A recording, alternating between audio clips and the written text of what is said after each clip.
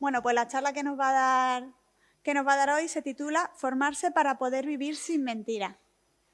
Así que, bueno, cuando acabe tenéis un turno de preguntas por lo que se os quede en el aire, así que nada, adelante. Vale, gracias por la presentación y gracias a todos vosotros por vuestra asistencia. Como ha dicho mi compañera Almudena, la charla que os voy a dar hoy lleva por título Formarse para poder vivir sin mentiras. Este título viene de este libro, ahora os lo presento. Es un libro que se ha publicado en 2021 que se llama Vivir sin mentiras. Ya os explico de dónde sale este título, que bueno, es el título del libro y de la conferencia, ¿vale? Esta obra ha sido escrita por un periodista estadounidense que se llama Rod Dreher, que nació en Luisiana en 1967, que es muy activo en medios de comunicación, tanto en periódicos como en la radio, ¿vale? Él es miembro de la Iglesia Ortodoxa y se hizo muy famoso con la publicación en 2018 del libro La opción benedictina, ¿de acuerdo? Que es una lectura que, por ejemplo, recomendó Benedicto XVI. Me acuerdo perfectamente que en 2019 se presentó aquí en España, en el CEU de Valencia, y asistió a la presentación del libro Monseñor Antonio Cañizares, ¿de acuerdo? Más recientemente, en 2021, ha escrito esta obra, Vivir sin mentiras, cuyo título original es Live Not by Lies. ¿De dónde viene de Vivir sin mentiras? Mirad, este libro, sobre todo, trata sobre la disidencia bajo la Unión Soviética, ¿de acuerdo? El totalitarismo de Stalin pues, persiguió a millones de personas, es un hecho histórico real y, sin embargo, poco conocido. Este periodista se ha dedicado en los últimos años a entrevistar a gente que todavía vive, que sufrió persecución bajo el régimen de Stalin, tanto en lo que hoy en día es Rusia, pero como en países satélites, ¿no? Como Checoslovaquia, Polonia, Croacia y otros países de este entorno, también probablemente Ucrania, ¿vale? Y lo ha recogido aquí en este libro. Y el título viene porque uno de los iconos de la disidencia soviética fue este hombre. Bueno, esta es la portada del libro. Fue este hombre, Alexander Solzhenitsyn. Alexander Solzhenitsyn fue un hombre de formación científica, él había estudiado matemáticas y física, luego participó en la Segunda Guerra Mundial, él fue oficial del ejército ruso en la Segunda Guerra Mundial, pero luego enseguida, cuando tras la caída del nazismo, pues se intensifica o se recrudece la dureza del comunismo soviético, pues él no es nada partidario de eso y se vuelve un gran crítico del régimen soviético, ¿de acuerdo? Por estas críticas abiertas estuvo 11 años interno en un campo de trabajo. Mirad, de la misma manera que se sabe abiertamente lo que son los campos de exterminio nazis, todo el mundo ha oído hablar de Auschwitz y de muchos otros de estos campos, todavía a día de hoy, sorprendentemente, hay muchos conocimientos sobre lo que fue el Gulag. El Gulag es el acrónimo de Dirección General de Campos de Trabajo. Los Gulag eran también campos de concentración donde fueron enviados millones de personas a trabajos forzados durante indefinidos años. Y allí se juntaba tanto presos de verdad, por así decirlo, pues yo qué sé, pues de gente que verdaderamente había sido juzgada y tenía crímenes, yo qué sé, pues desde terroristas, asesinos, tal, a simplemente gente que disentía, gente que daba su opinión, tu opinión molesta, no nos gusta, te vas allí, a saber cuántos años. Él, por ejemplo, estuvo 11 años. Pues bien, aunque, bueno, y por supuesto, no solo fueron enviados intelectuales, profesores y tal, sino infinidad de sacerdotes. El régimen soviético persiguió abiertamente a la Iglesia Ortodoxa porque todo el que opina de manera distinta me estorba, me molesta, fuera. ¿De acuerdo? Bueno, pues aunque millones de personas pasaron por estos campos de trabajo, no es algo que se haya dado mucho a conocer. O sea, si tú lo buscas en internet y tal, sí que te encuentras información, pero si tú paras por la calle a la gente y tú le preguntas qué fueron los campos del Gulag, tampoco yo tengo tan claro que tanta gente lo sepa. Entonces, este hombre, una vez que salió de allí, después de, creo que fueron 11 años, me quiere sonar que es del 45 al 56, él decide que eso él lo va a dar a conocer, ¿de acuerdo? y escribe una obra que le hace archiconocido en el mundo entero, que es Archipiélago Gulag. Sorprendentemente, Archipiélago Gulag se publica en el año 74, él ya había recibido el premio Nobel por unas obras preliminares. Digamos que su obra cumbre es Archipiélago Gulag, pero él ya antes había empezado a escribir cosas para dar a conocer esto. Por supuesto, si ya estorbaba cuando daba su opinión, cuando empieza a publicar esto, más aún. De hecho, mirad, él tiene escrita esta obra en base a su propia experiencia y también el testimonio de más de, creo que son 270 o 227 otros presos de estos campos de trabajos forzados. Y en un principio tiene escrito esto, pero no se atreve a publicarlo, no por miedo a las consecuencias, porque total, consecuencias ya llevaba vividas muchas, sino por miedo a la repercusión que esto podría tener sobre las personas que le han dado a él testimonio. Entonces, él tiene escrito el manuscrito Archipiélago Gulag, pero de primeras no lo publica, se lo guarda. ¿Cuál es el detonante que le lleva a publicarlo y decir, mira, ya está bien? En 1973, la KGB, que son los servicios secretos de inteligencia de la Unión Soviética, sospechan que este hombre, aunque aparentemente está tranquilo y callado, algo está haciendo, ¿de acuerdo? Ya os digo que ya le han dado el premio Nobel, no puede ir a Estocolmo a recogerlo, ¿de acuerdo? No se le permite. Se teme que está haciendo algo. Y entonces entran en su despacho, secuestran a su secretaria, se la llevan a un calabozo 5 días, la torturan, ¿de acuerdo? Y la mujer pues acaba confesando lo que este hombre estaba haciendo últimamente y que tenía este manuscrito escrito desde hacía 3 años. Liberan a la mujer, vuelven a su despacho, encuentran el manuscrito y se lo llevan. La mujer, la pobrecilla, pues se siente tan mal de haber desvelado que esto ha ocurrido que se suicida. Entonces, Alexander Solzhenitsyn piensa, mira, mi secretaria se ha suicidado por esto. El manuscrito, total, ya me lo han quitado. Ellos ya van a saber quién ha dado su testimonio para esto, ¿vale? Y a raíz de que es obtenido este manuscrito, él es expulsado de la Unión Soviética y se le retira la ciudadanía. Con lo cual, en realidad, para él es un premio. Y dice, pues mira, ya me pones las cosas más fáciles, ya me terminas de decidir, me voy a París y lo publico. Entonces, se publica en París, Archipiélago Gulag, y lo que os digo, es su obra cumbre, adquiere un éxito tremendo, tremendo en todo el mundo occidental y sobre todo, pues da a conocer lo que son los campos de trabajo. Y esto redobla la presión internacional sobre la Unión Soviética. ¿De acuerdo?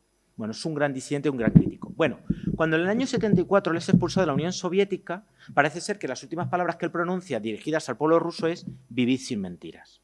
¿De acuerdo? Entonces, de ahí toma el título del libro y también un poco la charla. Entonces, este autor, el periodista estadounidense, lo que os digo, ha recabado muchos testimonios de los disidentes, de él ya no, obviamente, porque ya ha fallecido, pero todavía de gente que sigue viviendo en Praga o que sigue viviendo en otras ciudades que estuvieron bajo la dominación soviética, los ha recopilado aquí, testimonios, a lo mejor testimonios indirectos, porque a lo mejor la persona más relevante ya no vive, pero a lo mejor un discípulo suyo sí, y los ha recabado aquí. Y también esto lo ha hecho principalmente con 2 objetivos. Uno, dar a conocer todo esto, porque ya os digo, se habla mucho del nazismo, se saben muchas cosas atroces del nazismo, pero todo esto que es espeluznante, tampoco hay mucho conocimiento de ello. Sorprendentemente, él también habla con jóvenes en Rusia, y en Rusia hay gente de menos de 30 años que no sabe todo esto, sorprendentemente. Entonces, uno, darlo a conocer, y segundo, quiere la gente del mundo occidental, aparte de informarle de esto, pretende también advertirles de lo importante que es estar formado, de lo importante que es tener un criterio propio para no dejarse dominar. Es improbable, eso cabe esperar, que esto vuelva a ocurrir, pero aún así, quieras que no, de manera a lo mejor más subliminal, de manera más blanda, sí que hay muchos movimientos políticos que tienden a adoctrinar, a movilizar a la gente hacia unas determinadas ideas. Entonces es muy importante que cuando a ti te tratan de convencer de cosas, si tú las quieres seguir, sea por puro convencimiento, en base a una reflexión y un razonamiento interno tuyo, que no sea simplemente porque te arrastran, ¿vale? Entonces, el libro habla de los totalitarismos, de estos regímenes que él dice que son más que dictaduras, porque una dictadura te corta las libertades, una dictadura, él dice que, pues sí, que te impide hacer determinadas cosas, pero no, digamos, llega incluso a alienarte como persona, que el totalitarismo es un paso más allá de la dictadura. Toma como definición de totalitarismo todo dentro del Estado, nada fuera del Estado, nada contra el Estado. O sea, el Estado controla todo, todo. O sea, el Estado decide todo de tu vida, controla absolutamente todo. ¿De acuerdo? Por eso es un paso más allá de que una dictadura. Una dictadura, a lo mejor, pues tú no puedes viajar o tú no puedes hacer determinadas cosas o se controla quién ejerce tal o tal trabajo, pero esto es incluso más. Por supuesto, con esta definición, esto te hace pensar en la novela 1984 de George Orwell, ¿de acuerdo? Que la novela se titula 1984, pero está publicada en los años 40, ¿de acuerdo? Habla ya de esta distopía, de este mundo corrupto completamente, donde la gente pues no decide nada por sí misma y está sometida. Todo lo que está entre comillas a veces son frases que he cogido directamente del libro porque digo, ¿para qué expresarlo yo con mis palabras? Esto en realidad no se debe hacer. De hecho, esto es un antiejemplo de lo que tiene que ser vuestra presentación del trabajo fin de grado, porque tiene mucho texto y lo suyo es que yo lo hubiese reelaborado más con mis propias palabras. Pero bueno, hay frases que me han gustado mucho del libro y las he tomado tal cual. Un totalitarismo prospera cuando se encuentra con gente inculta, con gente escasamente formada, con gente bobalicona, por así decirlo, y sobre todo cuando se encuentra con fanáticos que no piensan, que no reflexionan, que no cuestionan las cosas, que no tienen capacidad propia de analizar las cosas, que no tienen espíritu crítico. Y de hecho, tomo una definición de Donald Trump que dice, esto es una cita tal cual, valoro la lealtad por encima de todo lo demás, más que el cerebro, más que la predisposición y más que la energía, ¿de acuerdo? O sea, prefiero súbditos anulados a gente que piense. ¿De acuerdo? Bueno, pues esto es lo que ayuda, viene muy bien a los totalitarismos. Gente fanática que a muerte con Stalin, a muerte con el otro, a muerte con este, tal, sin cuestionar nada, sin pensar, ¿de acuerdo? El periodista y también algunos de los testigos a los que lo ha entrevistado dicen que nos podemos estar encontrando actualmente con un totalitarismo blando. El totalitarismo blando es lo que os decía antes de no es una cosa tan cruel, tan dura y tan contundente como lo que se vivió en la Unión Soviética, pero que el totalitarismo blando son pues movimientos políticos, ¿de acuerdo?, que tienden a imponer una idea. Pues yo qué sé, por narices hay que ayudar a los transexuales o por narices hay que facilitar, yo qué sé, la adopción de niños por matrimonios homosexuales o por narices tal. O sea, tienen una idea, tienen una ideología y hacen que esté de moda y tratan de imponerla a todo el mundo, ¿de acuerdo? Tú no puedes disentir, ¿de acuerdo?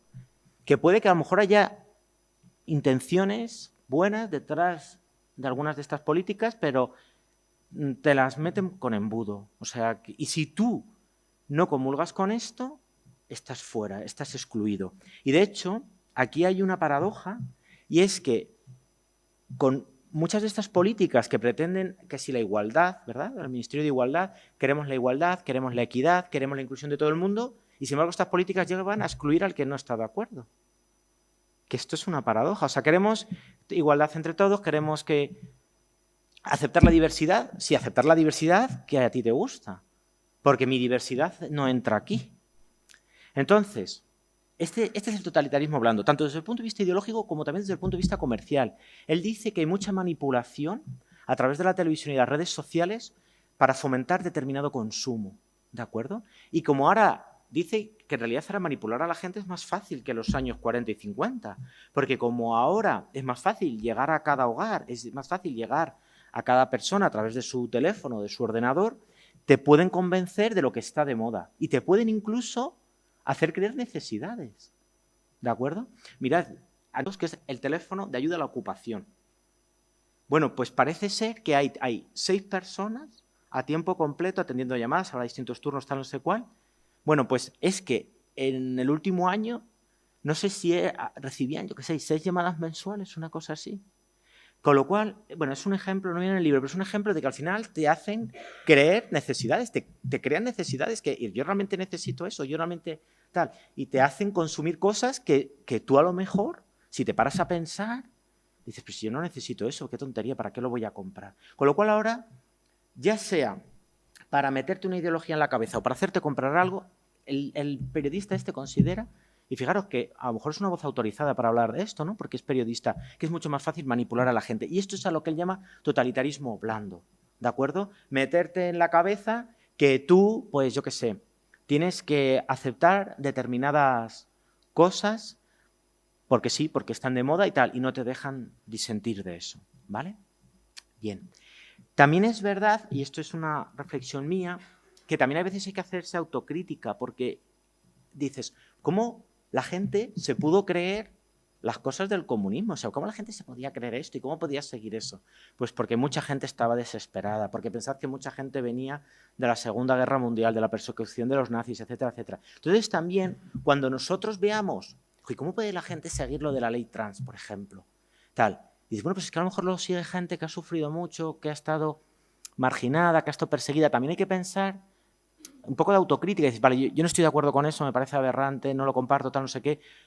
¿Cómo puede haber alguien que lo siga? Y entonces yo creo que cabe pensar como sociedad, pues es que a lo mejor esa persona no ha sido escuchada o esa persona lo ha pasado muy mal, que también nos podemos adelantar a estas manipulaciones y a estos totalitarismos y a estas cosas ya aberrantes si a lo mejor cuando vemos a alguien que lo pasa mal, que está excluido, tal, prestarle una ayuda antes, que puede ser mejor que luego esto que se impone a todos, ¿no? O sea que, por supuesto, pues, por ejemplo, pues en vez de, yo qué sé, de legalizar el aborto, pues vamos a ayudar a quien esté embarazado. Antes de legalizar la eutanasia, pues vamos a ayudar a quien lo pasa mal con una determinada enfermedad. Vamos a tener un buen sistema médico, por ejemplo. No sé, se me ocurre a mí, no viene en el libro, pero es una reflexión de por qué la gente se cree estas cosas ahora y antes. Y a lo mejor es porque lo ha pasado muy mal, francamente.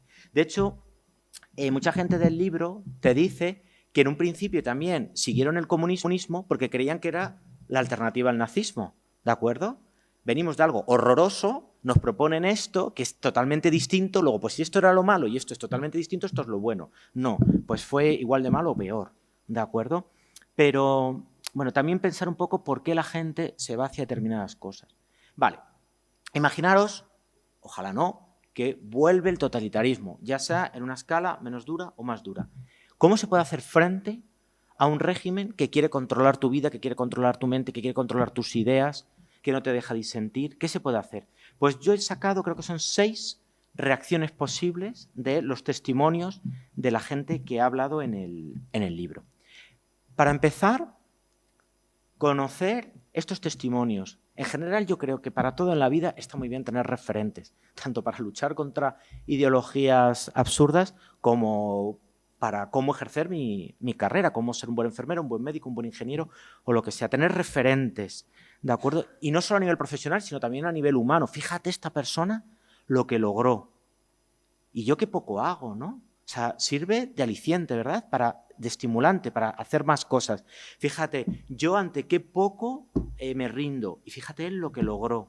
Está muy bien, yo creo, conocer referentes de personas valientes, perseverantes, ¿de acuerdo? Te puede incluso hacer sentir mal, incómodo en ocasiones, ¿no? De, joder, qué vago soy yo.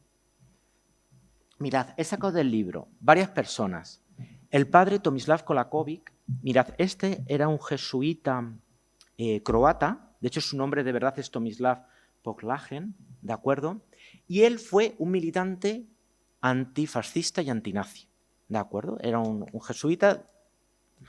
Mucha parte de la iglesia, bueno, pues siguió el nazismo, pero él no, él disintió, ¿vale? Y entonces él estaba perseguido por los nazis en Croacia y huyó a Bratislava y se puso el apellido de su madre, que era Kolakovic, porque su madre era eslovaca, y se fue a Bratislava. Y ya en los últimos años de la Segunda Guerra Mundial, él fue un visionario porque él se dio cuenta de que el nazismo tenía los días contados, que eso se iba a acabar. Y él se daba cuenta de, por ser un país oriental, iban a ser después invadidos o iban a tener la influencia de la Unión Soviética, ¿de acuerdo? Entonces él dijo, bueno, estamos fatal con los nazis, pero es que vamos a estar fatal con ellos también. Y entonces él empezó a formar a la gente, sobre todo espiritualmente, pero también intelectualmente, dando muchas charlas, ¿de acuerdo? Y él empezó a constituir lo que se llamaban las familias. Él en Bratislava empezó a formar grupos de gente que se reunían para orar, pero también para formarse, para leer, para estudiar. Vertebrar a la gente por dentro, formar a la gente por dentro, crear gente con capacidad de razonar las cosas, con espíritu crítico, con capacidad de análisis. Porque él dijo, el día que lleguen aquí los comunistas, no van a dejar pensar a la gente, nos van a imponer sus ideas, nos van a dominar. Yo quiero que mis feligreses o mis ciudadanos o mis amigos, mis simpatizantes, para cuando llegue eso, tengan una formación humana lo suficientemente sólida como para no acatar lo que se les va a imponer. O aunque no les quede más remedio que tragar con ello, que por lo menos ellos internamente sepan quiénes fueron, de dónde vinieron y cómo pueden pensar, cómo pueden reaccionar ante esto. No ser sujetos pasivos de sí a todo, ¿vale? Otro ejemplo que viene en el libro es otro sacerdote, este es ortodoxo. Bueno, el padre Tomislav Kolakovic obviamente fue expulsado, le forzaron a exiliarse, se cumplió lo que él predijo, creo que acabó falleciendo en París, ¿de acuerdo? Pero muchos de sus discípulos siguieron. Fijaros, durante todos los años de la ocupación soviética de Checoslovaquia, el espíritu del padre Kolakovic siguió existiendo, sus discípulos siguieron haciendo lo que él predicó, gente civil, seglar, no necesariamente sacerdotes, y de hecho el espíritu del padre Kolakovic fue el que acabó dando lugar a la revolución de terciopelo que derrocó el comunismo en Checoslovaquia, ¿de acuerdo? 40 años después, o 40 y tantos años después, ¿de acuerdo? El padre Kirill Kaleda vive todavía, él es un sacerdote ortodoxo que él lo que hizo en un lugar, no me acuerdo exactamente dónde, pero creo que no está muy lejos de Moscú, fueron asesinados, lo mismo, decenas, bueno, centenares de miles de sacerdotes. Y él ha querido preservar ese lugar. Es un Don Quijote, es un abogado de pleitos pobres, es un romántico que ha luchado contra todo, no le han frenado los obstáculos ni las dificultades, y bueno, ha conseguido al final del gobierno ruso que se le ceda ese terreno donde toda esta gente fue martirizada, y él se dedica a recibir a grupos de escolares, contar la historia, etcétera, etcétera. Luego es otro ejemplo muy interesante. Václav Havel es muy conocido, es uno de los que siguió el ejemplo del padre Kolakovic y fue el primer presidente de la República Checa. Él fue un dramaturgo, fue un escritor, ¿de acuerdo? De hecho, algunas de sus frases coinciden con las de Alexander Solzhenitsyn.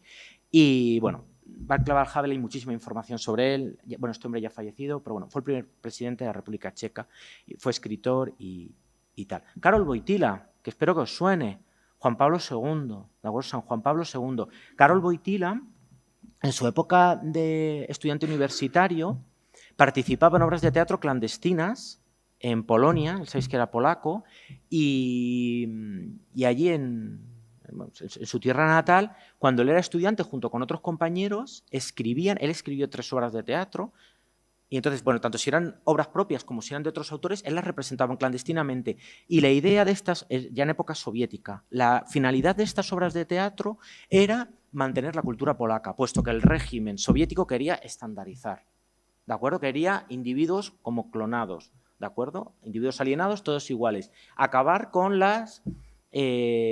con la variedad, acabar con la diversidad cultural, y entonces acabar con la identidad de la gente.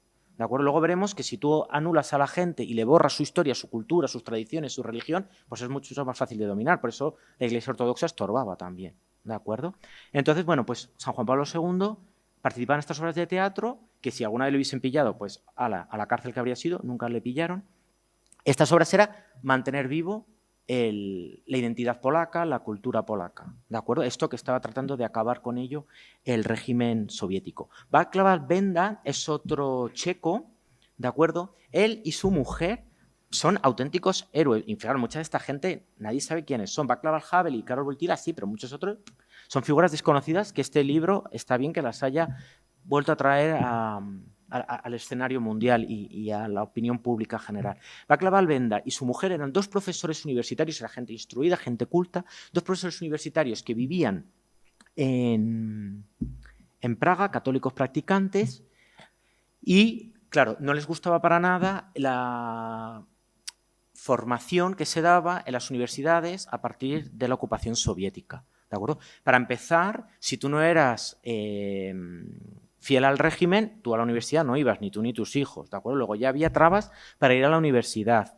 ¿de acuerdo? Y luego los que iban a la universidad recibían una información totalmente sesgada y una información totalmente falsificada, etcétera, etcétera. De hecho, muchos padres que tenían claras las cosas y veían lo que estaba sucediendo, les decían a sus hijos que estudiasen carreras de ciencias, que no estudiasen nada de humanidades, porque la historia que les iban a vender era falsa, la filosofía que les iban a vender era falsa, la literatura que les iban a vender era falsa.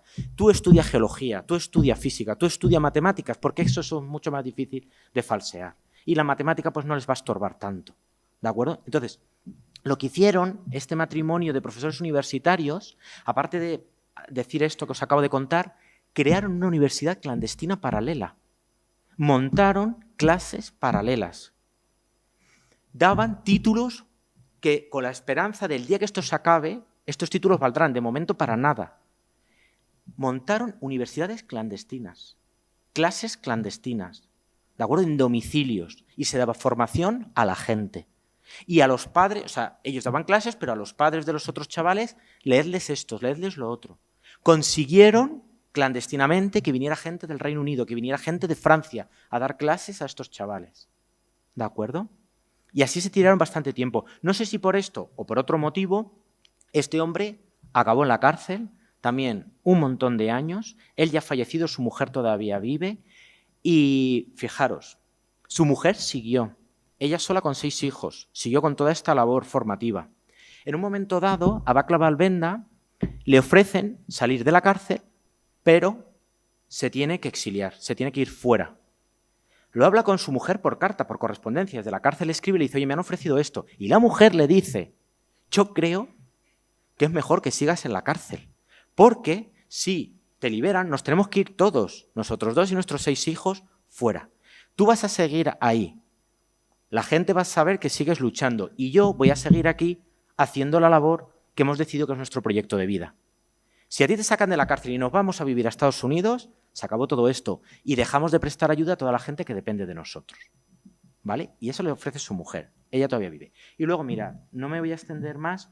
Esas personas que aparecen abajo fueron personas que sufrieron cárcel durante muchísimos años y han dado su testimonio de cómo resistían en la cárcel, cómo lo soportaban, etcétera, etcétera. Y paradójicamente, además es gente que se complicó la vida, gente que no tenía por qué haberse metido en esos berenjenales, gente que a lo mejor tenía una vida más o menos cómoda dentro de las limitaciones de un régimen soviético, pero aún así decidieron implicarse, decidieron condenar la crueldad, condenar la mentira, hablar y de haber tenido una vida más o menos cómoda a, venga, ala, 11 años de tu vida perdidos en la cárcel, o 15 o 20. Y cosas atroces. El último, que bueno, no sé muy bien cómo se pronuncia, el George Calcio era un médico que estuvo en una cárcel que estaba bajo tierra. Y él cuenta que estuvo un año entero en una celda sin ventanas bajo tierra, con otros 3 hombres, eran 4. Salieron al cabo del año porque uno se murió de tuberculosis. Y él cuenta que aun en esas circunstancias tuvo momentos de felicidad. Con lo cual eso te hace también reflexionar, ¿de acuerdo? ¿De dónde puede estar la felicidad? ¿De acuerdo? Bueno, estos 3 últimos cuentan cosas atroces de cómo pasaron el cautiverio, en qué condiciones les tenían, etcétera, etcétera. Y fijaros la reflexión de, y aún así hubo momentos en que pues yo fui feliz. En una celda que estábamos 4, uno muriéndose de tuberculosis, no recibimos durante un año luz y aún así había días que no lo pasábamos bien entre los 4. Bueno, de verdad, una cosa interesante de escuchar todo esto es que yo creo que a mí mismo, y me imagino que a cualquier menor de 40 años o menor de 30 años de los países occidentales, todavía cuesta hacerse la idea de lo que fue la Unión Soviética. Yo creo que es muy complicado todavía darnos cuenta de lo que fue esto. Otra cosa, y voy a ir ya más rápido. Segunda cosa, conocer la historia. O sea, testimonios particulares, pero la historia en general. Pero la historia de tu país, no solo la historia de la Unión Soviética, la historia de tu país. Mirad, donde hay memoria y esperanza, dicen los testigos. Si tú conoces tu historia, si tú estás bien formado, si tú tienes una identidad nacional clara, es más difícil que te dejes dominar. Es mucho más difícil manipular a una persona formada que a una persona poco instruida. ¿De acuerdo? Bueno, lo que os dije, sorprendentemente hay jóvenes en Rusia que no saben todo esto de su propio país. Tercera cosa, para cualquier ámbito de la vida, estar muy bien formado, leer muchas cosas, ¿de acuerdo? Porque si tú, por ejemplo, no tienes formación sobre un tema, es muy fácil convencerte de la opinión de alguien, ¿de acuerdo? Si tú no has oído diversas opiniones o diversos puntos de vista y te viene alguien y te dice que, yo qué sé, pues eso, que la ley trans es maravillosa o cualquier otra cosa, o te tratan de vender algo y te crean una necesidad sobre algo, pues si tú en cambio escuchas a personas distintas, ¿de acuerdo? Tú lees cosas distintas, pues al final cuando alguien te venga y te cuente algo, vale, yo te escucho, pero yo voy a luego a sopesar eso, lo voy a rumiar un poco, ¿no? Voy a ver si estoy de acuerdo o no, si tienes razón o no. Y voy a ver, porque claro, tú me dices una cosa, pero yo conozco a otra persona que lo ha vivido de otra manera y a lo mejor su ejemplo me permite buscar equilibrios entre los distintos puntos de vista. O sea, no seguir borreguilmente una idea, ¿de acuerdo? Sino, yo qué sé, haber escuchado distintas versiones de una misma cosa y al final ser capaz tú mismo de generar tu propio análisis y tu propio punto de vista. La que está en rojo es frase de Alexander Solzhenitsyn y dice, tienes que vivir en un mundo de mentiras, pero tú decides si ese mundo vive en ti. ¿De acuerdo? Esto es como toda la gente que vivió en Checoslovaquia, que vivió en Polonia, que vivió en todos estos países o que vivió en lo que hoy en día es Rusia, pues a lo mejor no le queda más remedio que seguir viviendo allí, ¿vale? Y a lo mejor no era suficientemente valiente para hacer lo que estas otras personas hacían, o no tenía formación o no tenía los medios. Pero, vale, yo voy a vivir aquí, pero no tengo por qué seguir esto. ¿De acuerdo? Es lo que dices, vale, yo vivo en un mundo falso, me están contando cosas absolutamente irreales, pero yo no tengo por qué repetirlas, yo no tengo por qué afirmarlas. Vale, que lo diga, vale, tú di lo que quieras. A lo mejor yo no soy valiente para mandarte a paseo, pero no lo voy a seguir, no lo voy a repetir. ¿De acuerdo? Esta es otra frase también de Alexander Solzhenitsyn. Puede que no seas lo suficientemente fuerte como para plantarte en público y decir lo que realmente crees, pero al menos puedes negarte a afirmar lo que no crees. ¿De acuerdo? O sea, me puedes contar lo que tú quieras, pero si yo estoy bien vertebrado por dentro, no tengo por qué seguirlo y no tengo por qué repetirlo, no tengo por qué acatarlo. ¿Vale? Bueno, estar muy informado para ser capaz de razonar las cosas, rebatirlas, argumentarlas. ¿De acuerdo? Si tú eres capaz de argumentar las cosas, puedes convencer a alguien. ¿De acuerdo? Bien, la importancia de relaciones sociales. A día de hoy vivimos una sociedad muy atomizada, donde cada uno va un poco a su bola, ¿verdad? Cada uno, no sé, cada vez con las redes sociales, curiosamente, conecta a la gente, pero luego cada vez la gente físicamente se aísla más, ¿de acuerdo? Muchos testimonios de supervivencia bajo la Unión Soviética dicen que fue fundamental estar relacionados, hacer grupitos, hacer piña, porque esto te da cuenta de que el problema que tú tienes lo tiene también aquel y aquel y aquel. ¿De acuerdo? Si tú estás solo es más fácil que te hundas en una depresión, es más fácil que te derrotes, que tires la toalla, dices, ¿yo qué voy a hacer? Tal, no sé qué, yo no puedo hacer nada. Eres más vulnerable, eres más manipulable si tú estás solo. Es más fácil que caigas en la tristeza. Si tú ves a otras personas, aparte que te das cuenta de, bueno, hay más gente en mi situación, a lo mejor entre todos hacemos algo que yo solo no habría hecho. Y al final, cuando tú te metes en una comunidad, adquieres compromisos compartidos. Y a lo mejor algo que tú habrías tirado la toalla, porque a lo mejor tú tienes una idea, voy a hacer esto, pero llega un momento que dices, uy, qué complicado, no me merece la pena, ¿dónde me estoy metiendo? Y a lo mejor, si no tienes la suficiente fuerza de voluntad, tiras la toalla. Pero si tú esto lo estás haciendo de manera grupal, dices, yo no puedo no puedo dejar de esforzarme, porque aparte de que me traiciono a mí mismo y traiciono mi objetivo, es que traiciono también a todas estas personas. Si falta una pieza del puzzle, al final el puzzle no se completa. También esto da mucha fuerza y mucho estímulo para hacer las cosas cuando ves que las haces en comunidad. Bueno, es un poco lo que dicen todas estas frases. ¿De acuerdo? El compañerismo mantiene alta la moral de los pequeños grupos cuando el desprecio y el tormento del mundo azotan con fuerza. Esto es una frase del libro. ¿De acuerdo? Era importante que la gente se uniera y así no se olvidara de la existencia de los demás. El simple hecho de compartir una comida o una película es un acto político. ¿De acuerdo? El punto es encontrar algo que te saque de ti mismo, descubrir tu propio valor en relación con los demás y aprender a aceptar la disciplina que surge de tener cierta responsabilidad ante los demás y compartir una meta. Cuando compartes objetivos, compartes una meta con los demás, es lo que os digo, que tú si estuvieras solo a lo mejor tirarías la toalla, pero si lo haces con los demás, aparte que los demás te van a animar a seguir, tú a lo mejor, por compromiso, pues no cesas en tu empeño, porque dices, es que si yo dejo de hacer esto, es que fracasa todo el grupo. ¿Vale? Vale, bueno, total, que a día de hoy estar atomizado, estar aislado, es peligroso en realidad.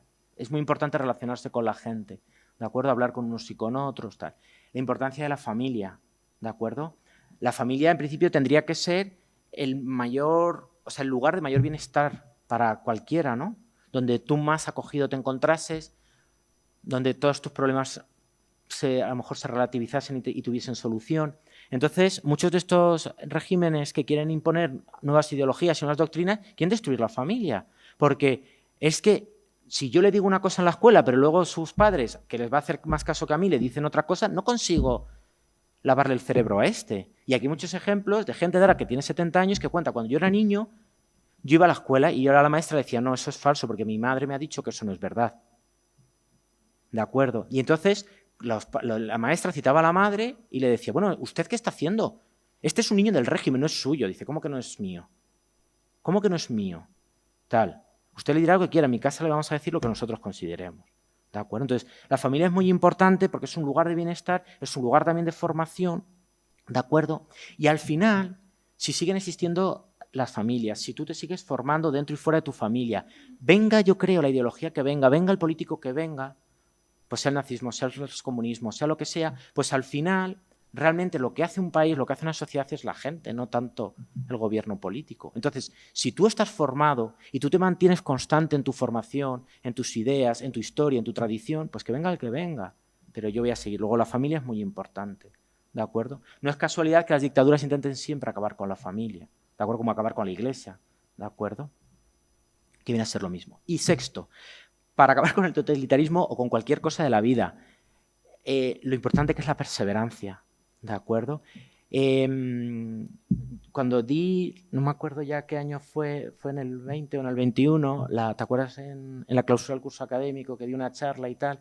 Y entonces yo dije como consejo, una vez que se ha acabado la universidad y se empieza a trabajar, tomé una frase de Lidia Jiménez de lo importante que es la fuerza de voluntad, lo importante que es trabajar la voluntad. Pues esto es lo mismo, qué importante es la perseverancia, ¿de acuerdo? O sea, me embarco en algo que no es instantáneo, no es que yo toco aquí y paso de diapositiva, no. Es que estamos tan acostumbrados ya hoy en día a que todo sea inmediato, que todo sea muy fácil, y hay cosas que se hacen a largo plazo. Mirad, a mí me ha sobrecogido muchísimo que aquí hay gente que se complicó la vida, que fue a la cárcel, que sus hijos no pudieron ir a la universidad porque no eran hijos del régimen, ¿de acuerdo? Y todo esto lo hicieron pensando que ellos mismos no conocerían el fin del comunismo. O sea, se complicaron la vida, se embarcaron en un proyecto vital pensando que ellos no recogerían los frutos de su esfuerzo. Y aún así lo hicieron, por honor a la verdad. Y a mí esto me ha parecido súper impactante. O sea, tú te complicas la vida simplemente por un ideal y por justicia. Pero no por algo que te va a reportar a ti mismo. Y aunque te lo reporte, ¿a cuántos años estás yendo? ¿A 30 años? ¿A 25 años? En otro orden de magnitud y en otra escala, sin hablar de derrocar un régimen soviético, derrocar una dictadura, pero aún así, qué importante es la paciencia y la perseverancia. Embarcarse en proyectos, pero mismo mediante una carrera universitaria, que son 4 años, 5 años, 6 años, y haces luego el máster, tal.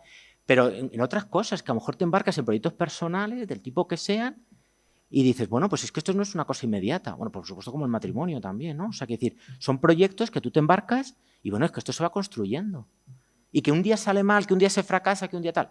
No, pues no pasa nada. No pasa nada. El fracaso forma parte de vivir. Es que probablemente si no has fracasado es que no has vivido, yo qué sé. Entonces, qué importante es esto de la paciencia. Y bueno, y al final del libro habla de esto es horroroso, esto es espantoso, esto es atroz, esto hay que conocerlo, hay que estar preparados por si alguna vez viniese.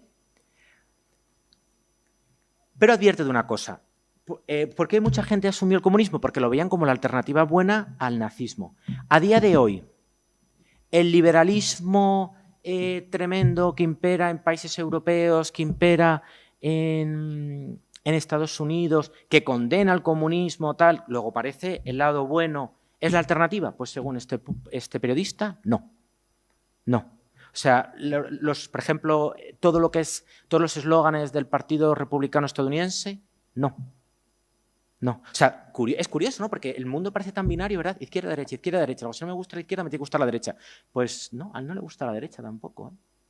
Es una cosa curiosa también, ¿no? Entonces, critica a Donald Trump. Y una cosa que me llama la atención de este libro es que critica cosas de España, que me llama la atención que porque en Estados Unidos, yo qué sé, ya sé que Estados Unidos es tan grande que no tienen mucho control de los países europeos, ¿no? Europa es un puzzle y luego cada país de ahí no tienen mucha idea, ¿no? Y me ha llamado la atención que hay cosas de España que no le gustan, por ejemplo, del Partido Popular.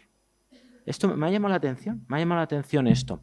Entonces, ¿qué critica? Bueno, define el liberalismo, igual que define el totalitarismo, define el liberalismo. Y el liberalismo es liberar al individuo de cualquier obligación que no haya elegido. Si os acordáis, cuando hubo en mayo de 2021 las elecciones a la presidencia de la Comunidad de Madrid, el eslogan de Isabel Díaz Ayuso era libertad. Ya está. Yo voy a permitir que hagáis todo lo que os dé la gana. Pues en charlas que aquí hemos tenido y en este libro se dice que eso realmente no es libertad. Libertad no es hacer lo que te dé la gana.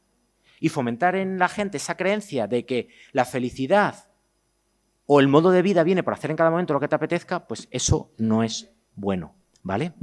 Entonces, aquí viene una serie de frases que os las resumo porque se va agotando el tiempo, de que el liberalismo o esta política también de dar aparente libertad a todo el mundo, porque claro, el totalitarismo es controlar. No, pues yo te voy a ofrecer que hagas lo que te dé la gana. Yo no me voy a meter en tu vida. O sea, la alternativa Podemos de yo decido que todos tenemos que acatar estas leyes, que todos tenemos que hacer esto, de que tenemos que permitir esto en las escuelas, bla, bla, bla, bla, bla, bla, bla, bla, es la libertad absoluta. Pues la libertad absoluta tampoco es buena.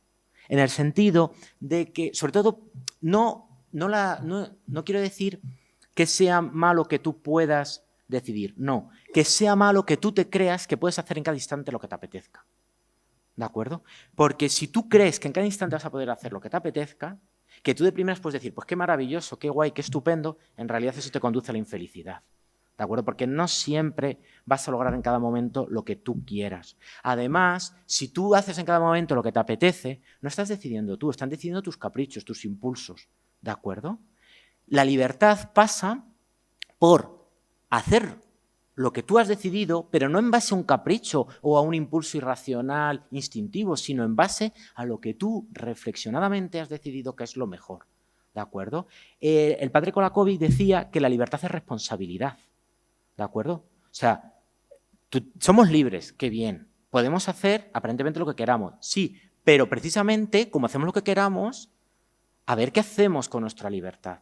¿De acuerdo? También yo me acuerdo una vez aquí o la fue, no me acuerdo dónde, que Lidia Jiménez citó a Sartre, que me llamó mucha atención que Lidia citase a Sartre, y dijo que Sartre decía algo así como, tenemos la desgracia de ser libres, ¿de acuerdo? En el sentido que Sartre quería decir, vale, tú eres libre, pero eso implica que, a ver qué haces con tu libertad, eso implica que tienes que pensar, que tienes que razonar las cosas, que sería más cómodo ser un autómata, ¿de acuerdo? Y que mi vida estuviese pautada. Ser libre es pensar las cosas, ¿de acuerdo? Y decidir y reflexionar. Eres libre para actuar, pero también hay una responsabilidad en esas acciones, ¿vale?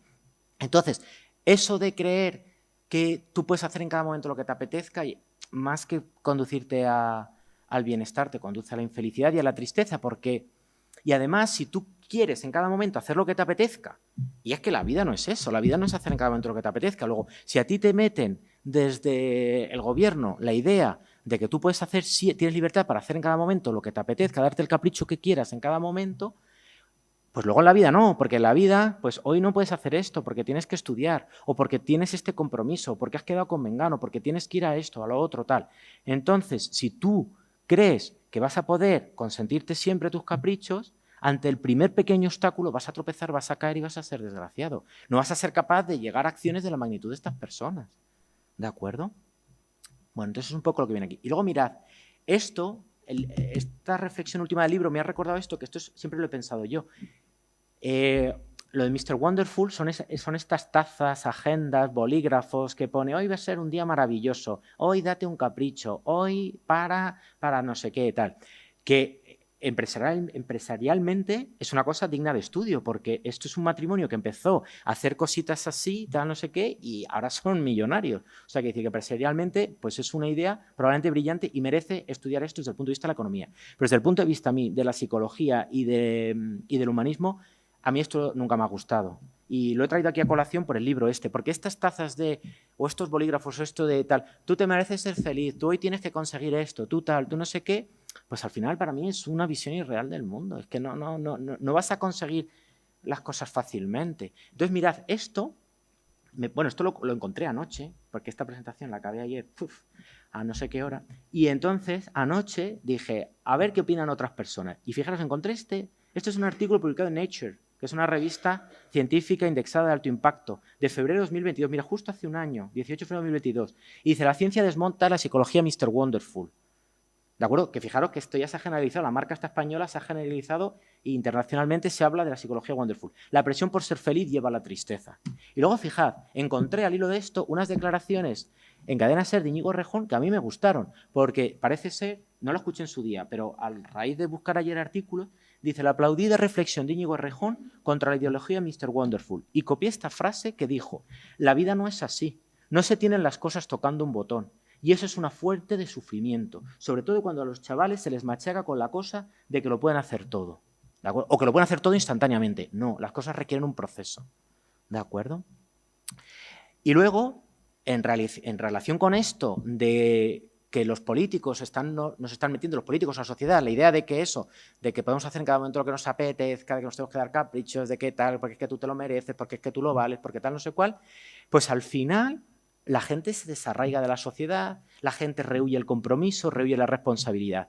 Mirad, al final del libro, él aporta los datos de una entrevista a gente joven como vosotros, ¿de acuerdo? Y a lo mejor tal vez hasta yo, de que concluye esta encuesta, concluye que el 80% de la gente prefiere la autorrealización o prefiere vivir bien y rechaza el compromiso con su país y rechaza tener hijos. Con lo cual yo creo que aquellos partidos políticos que vendan la idea esta de libertad, haz lo que te dé la gana, yo creo que también están destruyendo el Estado, porque al Estado le viene muy bien que nazcan niños, ¿de acuerdo? Bueno, y por supuesto a cada uno, o sea, no hay autorrealización como tener un hijo. O sea, por mucho que tú tengas metas profesionales y logros profesionales, yo creo que no es equiparable a tener un hijo y criarlo, ¿de acuerdo? Y por supuesto a tener un cónyuge.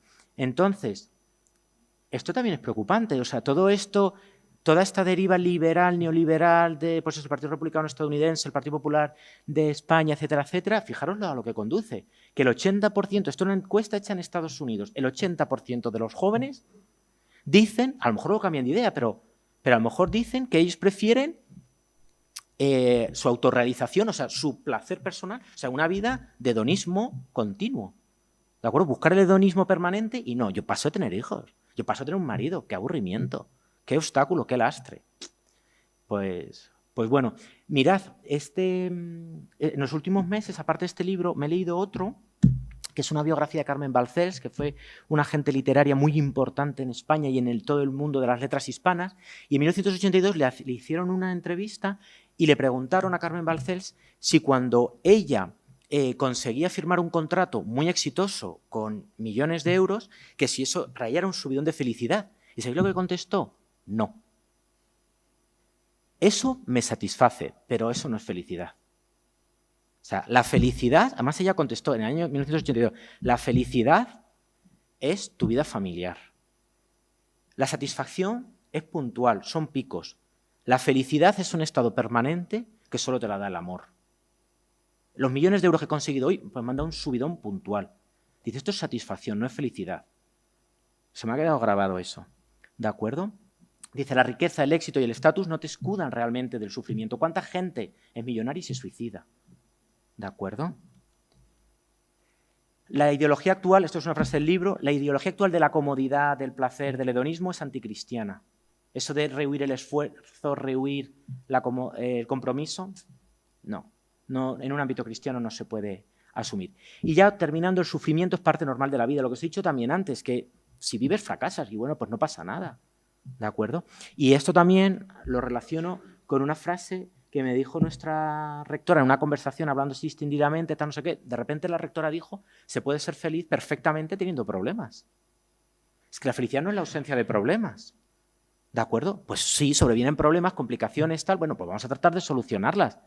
En el momento, pues sí, es una preocupación, pero no destruye tu vida por completo. Bueno, pues sí, a lo mejor me impide hoy hacer una cosa que me apetecía más, pero bueno, venga, lo hago, tal. O mira, yo no me esperaba este varapalo, no me esperaba esto, pero eso no me hace ser infeliz, no me hace quererme suicidar, no.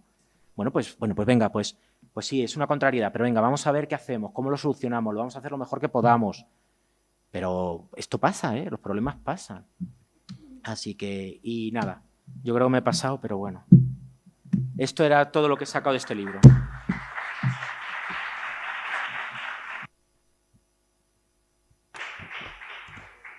Pues muchísimas gracias, Carlos. Creo que ha sido una charla muy interesante. Imagino que a vosotros también os lo habrá parecido y por lo menos nos va a dar que pensar, sobre todo reflexionar sobre cómo estamos nosotros orientando nuestra vida o qué es lo que estamos haciendo en realidad.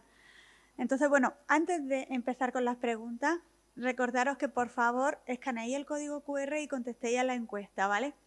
Y ahora, pues, si tenéis alguna pregunta, pues el momento. Gracias.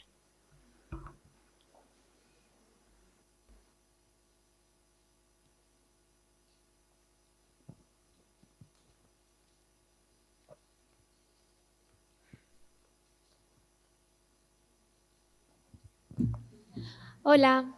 Hola. Yo quería preguntar... ¡Qué vergüenza! Yo quería preguntarte por qué George Calciu, este médico que has dicho que estuvo bajo tierra, que por qué le metieron en la cárcel. ¿Que por qué lo metieron en la cárcel? Pues que bajo tierra... pues un poco mira, son estos tres, mira que los tengo aquí, es un poco los tres casos, todos eran disidentes, era gente que no acataba la doctrina comunista, era gente que no solo ellos reaccionaban en contra, sino que, digamos, eran considerados subversivos por el régimen, porque inducían en otras personas el rechazo de la ideología imperante que les trataban de meter en la cabeza, ¿de acuerdo? Este, por ejemplo, era médico, este último que te he dicho, el George Calciu este. Los tres casos últimos es lo mismo, se acabaron en la cárcel y además, como en la cárcel no se arrepentían, ¿de acuerdo? Por ejemplo, uno de ellos era sacerdote y consiguió clandestinamente el nuevo evangelio y seguía rezando y entonces, o sea, tú no te arrepientes, te estamos castigando, ala, pues estás en una cárcel aún más dura, ala, te vas bajo tierra, ala, te vas a un gulag a Siberia. Fundamentalmente eso, eran disidentes, gente que estaba en contra y las penas se endurecían pues porque era gente que no se arrepentía. Tenía tal convencimiento, estaba tan vertebrado interiormente que decía, pero ¿tú qué quieres? ¿Que acepte tu mentira? Pero es que no, si yo conozco la verdad voy a aceptar tu mentira. Es que me da igual, que me acabo muriendo, pues bueno, tal. Era por eso que acabo en la cárcel. Como prácticamente todos los que están aquí, menos San Juan Pablo II, pasaron por la cárcel o por el exilio. Y las dos cosas, como Solzhenitsyn.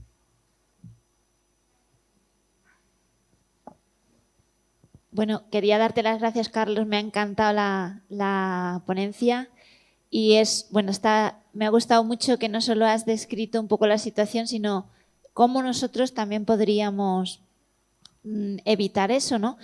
Yo te hago una pregunta, no soy millennial, pero poniéndome, no sé si reflejo lo que pueden pensar los alumnos, ¿no? Pero se ve como tan lejos que no parece que haya tanta urgencia o tanta necesidad, ¿no? O sea, ¿qué dirías tú a una persona que cree que esto realmente que nos sugieres, ¿no? Sal de tu zona de confort, deja de vivir una vida tan cómoda, tú tienes algo que aportar y en la sociedad es un peligro, lo que tú nos has descrito es un peligro real de que no somos conscientes de que a lo mejor estamos siendo manipulados, ¿no? Entonces yo te quería preguntar, cuando una persona tiene la impresión de que esto es muy ajeno, es un peligro del pasado pero no del presente, o es algo que a mí no me va a afectar, o yo ante esta situación tampoco tengo por qué preocuparme, ¿tú qué dirías? Bueno, es verdad que, claro, tú a la gente le cuentas esto a la Unión Soviética y dices, esto no va a volver a pasar, ni va a volver a pasar el nazismo, yo vivo bien, no tengo complicaciones, en realidad esto no me interesa, no me concierne.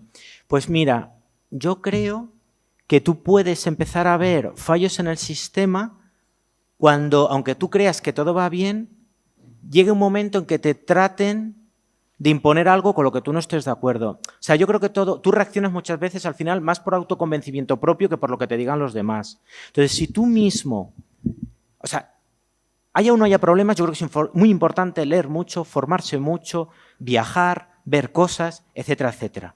Entonces, no porque vayas buscando a ver si hay problemas o hay dificultades, sino simplemente tú, por ser, o sea, lo que decía Kant, ¿no? O sea, lo que te hace ser humano es la educación, ¿no? Entonces, si tú quieres ser un ser humano y no ser un mero animal, lee, estudia, viaja, mira, observa, ¿vale? Bien, entonces, cuando tú viajes, tú leas tal, yo creo que antes o después vas a tropezar con una situación que te va a parecer injusta. con algo que te va a parecer anómalo. Visto en alguien ajeno, o también te puede ocurrir a ti, que tú quieras algo y no te parezca bien, ¿de acuerdo? O sea, por ejemplo, yo estoy mirando baremos de puntos para las guarderías y veo, por ejemplo, que tiene prioridad una madre soltera, que yo digo, bueno, pues sí, a lo mejor ella, pues yo qué sé, se quedó embarazada, tuvo un problema, hay que ayudarla, eso me parece bien. Pero eso también da pie a que mucha gente diga, pues yo, si ya de por sí hay mucha gente que no se quiere casar porque es que eso me ata, eso me compromete, tal, no sé cuál, dice, ay, fíjate, si encima, si no nos casamos, ve tú como que eres madre soltera y tienes más puntos que un matrimonio. Entonces tú dices, bueno, ¿y esto por qué? ¿Y esto de dónde viene? O sea, ¿cuál es la ideología que dice que me parece muy bien ayudar a una madre soltera, pero ¿y de dónde viene esto? O sea, que tú al final, tú mismo, luego puedes acabar viendo cosas con las que no estás de acuerdo, o que es verdad que, bueno, pues esto no me destroza la vida como a todos estos que están aquí. Bueno, pues venga, pues vale, da igual, que no consigo esta guardería, ya conseguiré otra, bueno, no pasa nada, tal. Pero pues tú ya empiezas a ver cosas con las que no estás de acuerdo, con las que tal, y que en algún momento es un palo en tu rueda, en algún momento. Y luego lo que te digo, que tú, si lees, si estudias, si viajas, si observas, tal, si tienes la mente abierta, si amplías horizontes, por eso también son tan importantes estas charlas, tal, no sé cuál, pues tú te das cuenta, oye, yo no me parece bien lo que se le está haciendo a esa gente. O sea, no, a mí yo no estoy de acuerdo con eso. Pues no estoy de acuerdo cómo, yo qué sé, se trata a los palestinos, o no estoy de acuerdo cómo se trata a los pueblos beduinos también que están en el entorno del Mar Muerto, o no estoy, yo qué sé. Así es como yo creo que la gente lo acaba viendo, aunque sí, no es nada evidente. Y de hecho, si tú te quedas en tu parcelita, tú te quedas en tu casita, no amplías horizontes y yo qué sé, y simplemente te amoldas a la comodidad. Yo es que con llevar una vida sencilla, yo con saber este poquito me apaño, pues sí, pues muchas cosas pasarán a tu alrededor y no te enterarás.